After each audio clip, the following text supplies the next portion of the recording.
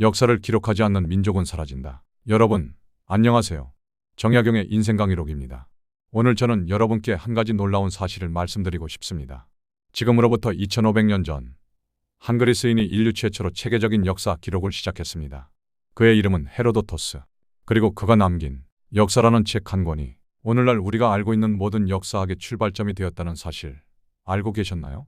여러분, 조선시대 실학자 정약용 선생께서 살아계신다면 헤로도토스의 역사를 어떻게 평가하셨을까요? 정약용은 평생 실사구시, 즉 사실에 바탕하여 진리를 추구한다는 정신을 강조하셨습니다. 그리고 목민심서나 경세유표 같은 저서를 통해 역사적 사실들을 꼼꼼히 기록하고 분석하셨죠. 정약용 선생이라면 이렇게 말씀하셨을 겁니다. 헤로도토스야말로 진정한 실사구시의 정신을 보여준 학자로다. 그는 직접 발로 뛰며 각지를 돌아다니고 사람들의 이야기를 들으며 자신의 눈으로 본 것을 기록했으니 말이다. 이것이야말로 참된 학문의 자세 아닌가. 자, 그럼 헤로도토스가 정확히 누구인지 알아볼까요? 기원전 484년경 지금의 터키 서남부 지역인 할리카르나소스에서 태어난 헤로도토스는 어린 시절부터 호기심이 많은 아이였습니다. 상상해보세요. 그 시대에는 인터넷도, 책도, 신문도 없었어요. 정보를 얻으려면 직접 사람을 만나고 직접 그 땅을 밟아야 했습니다. 헤로도토스는 바로 그런 사람이었어요. 그는 이집트의 피라미드를 직접 보러 갔고 바빌론의 거대한 성벽을 자신의 눈으로 확인했으며 흑해 연안까지 여행하며 각 지역의 문화와 역사를 기록했습니다. 마치 현대의 탐험가이자 기자이자 인류학자를 모두 합쳐놓은 듯한 사람이었죠. 그런데 여기서 재미있는 점이 하나 있어요. 헤로도토스가 쓴 책의 제목이 역사인데 사실 그리스어로 히스토리아는 탐구라는 뜻입니다. 즉, 헤로도토스는 단순히 과거 일을 나열한 게 아니라 왜 그런 일이 일어났을까를 끊임없이 탐구한 거예요. 특히 그가 집중한 건 페르시아 전쟁이었습니다. 당시 세계 최강국이었던 페르시아 제국이 왜 작은 그리스 도시국가들에게 패배했을까? 이 질문에서 모든 탐구가 시작되었어요. 헤로도토스의 대단한 점은 그의 연구 방법에 있습니다. 그는 단순히 책상에 앉아서 추측으로 글을 쓴 게 아니에요. 직접 페르시아로 가서 페르시아 사람들의 이야기를 들었고 이집트로 가서 이집트인들과 대화했으며 스키타이족이 살던 흑해 북쪽까지 여행했습니다. 예를 들어 이집트 편에서 그는 이렇게 기록했어요. 나일강이 범람하는 이유를 알아보기 위해 나는 이집트의 제사장들과 직접 대화를 나눴다. 그들은 세 가지 설을 제시했는데 이처럼 그는 항상 내가 직접 들었다, 내가 직접 봤다라는 표현을 썼습니다. 이것이 바로 현대저널리즘의 원형이에요. 헤로도토스의 또 다른 놀라운 점은 문화적 편견이 거의 없었다는 거예요. 당시 그리스인들은 자신들을 제외한 모든 민족을 바르바로스라고 불렀어요. 바르바로스는 야만인이라는 뜻입니다. 하지만 헤로도토스는 달랐습니다. 그는 페르시아인들의 관습을 기록할 때도, 이집트인들의 종교를 설명할 때도, 스키타이족의 생활 방식을 묘사할 때도 항상 객관적이고 존중하는 태도를 보였어요. 예를 들어 페르시아인들의 교육 방식을 소개하면서 이렇게 썼습니다. 페르시아인들은 아이들에게 세 가지만을 가르친다. 말타기, 활쏘기, 그리고 진실 말하기. 이 중에서도 그들이 가장 중요하게 여기는 것은 거짓말하지 않는 것이다. 이런 기록을 보면 헤로도토스가 얼마나 열린 마음으로 다른 문화를 바라봤는지 알 수 있어요. 헤로도토스는 또한 뛰어난 스토리텔러였습니다. 딱딱한 연대기나 왕조사가 아니라 생생한 이야기로 역사를 들려줬어요. 마치 할아버지가 손자에게 옛날 이야기를 들려주던 말이에요. 예를 들어 리디아 왕 크로이소스와 현자 솔론의 만남을 기록한 부분을 보면 크로이소스가 자신의 막대한 부를 자랑하며 솔론에게 세상에서 가장 행복한 사람이 누구냐고 물었습니다.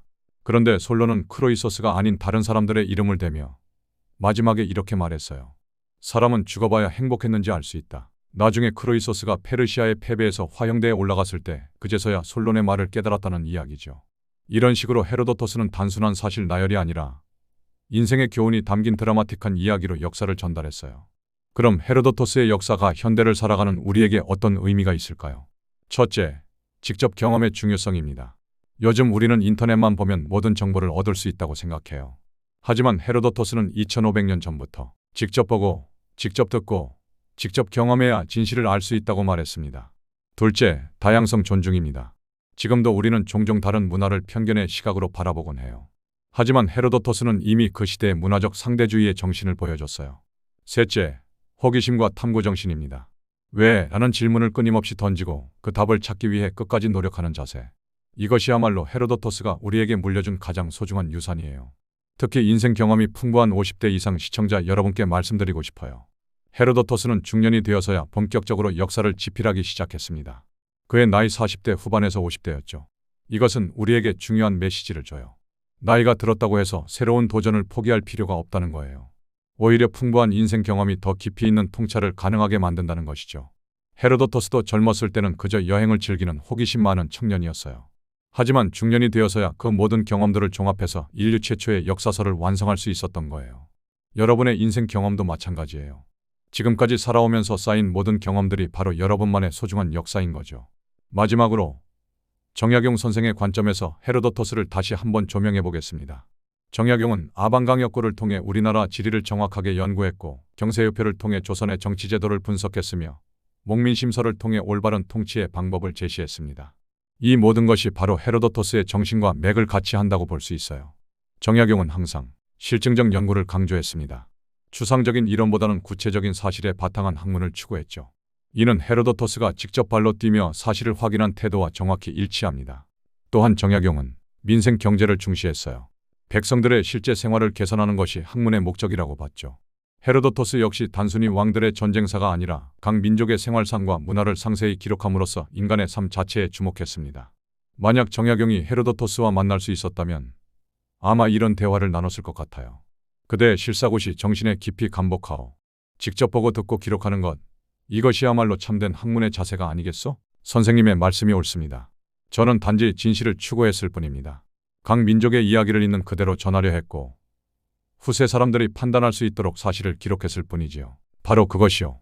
학문은 현실에 뿌리를 두어야 하고 사람들의 삶에 도움이 되어야 하는 법이지요. 두 분 모두 사실에 바탕한 실용적 학문을 추구했다는 점에서 놀라운 공통점을 보여주죠. 여러분, 오늘 우리는 2500년 전 한 그리스인의 도전정신을 통해 많은 것을 배웠습니다.